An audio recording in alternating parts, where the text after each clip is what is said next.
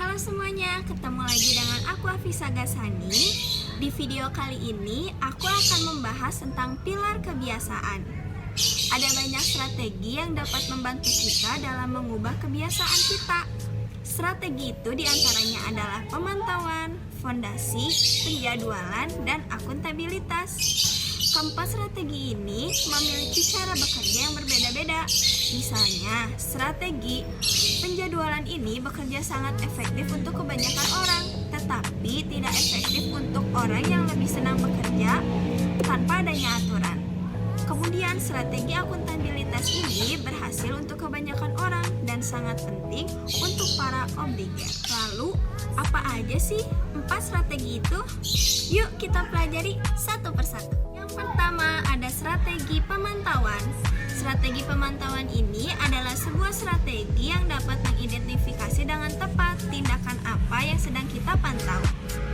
Pemantauan ini lebih mengarah pada perubahan. Misalnya, kebiasaan kita bangun pukul 5 sore itu mudah untuk kita pantau. Sedangkan hubungan kita dengan seorang teman itu sulit untuk kita pantau.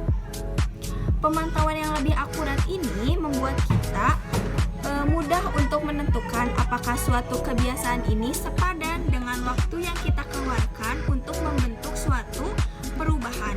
Karena biasanya suatu perubahan ini membutuhkan waktu yang melelahkan. Yang kedua adalah fondasi. Strategi fondasi adalah strategi pemantauan yang diperlukan agar kita bisa keluar dari kepala sendiri untuk mulai bertindak berdasarkan apa yang telah kita pelajari sebelumnya. Semua orang akan memulai kebiasaan dengan strategi fondasi terlebih dahulu, karena akan lebih mudah mengembangkan kebiasaan baik jika si fondasinya ini kuat. Seseorang yang mengerjakan kebiasaan positif umumnya akan merasa lebih mudah untuk memperbaiki kebiasaan buruknya.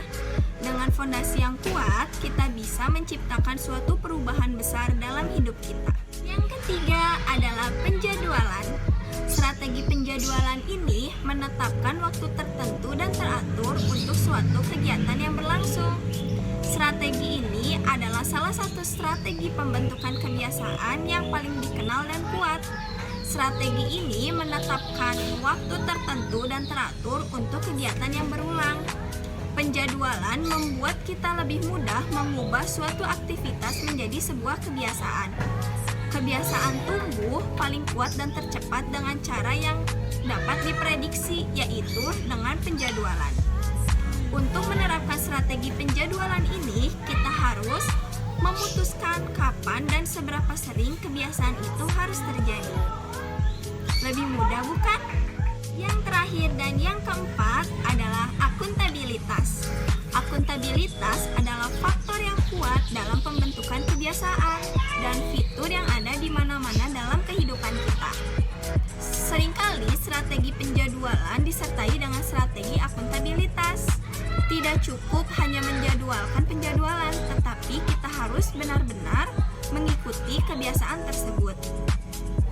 Cara lain untuk memanfaatkan strategi akuntabilitas adalah dengan menggunakan perangkat komitmen, yaitu beberapa mekanisme yang memperkuat kebiasaan kita dengan menguji kita dalam sebuah keputusan.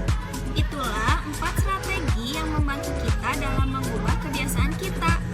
Jadi, 4 strategi ini adalah pemantauan, fondasi, penjadwalan, dan akuntabilitas. Semoga apa yang saya sampaikan bisa bermanfaat untuk kalian semua. Mohon maaf bila ada kata-kata yang kurang berkenan. Sampai jumpa di video selanjutnya.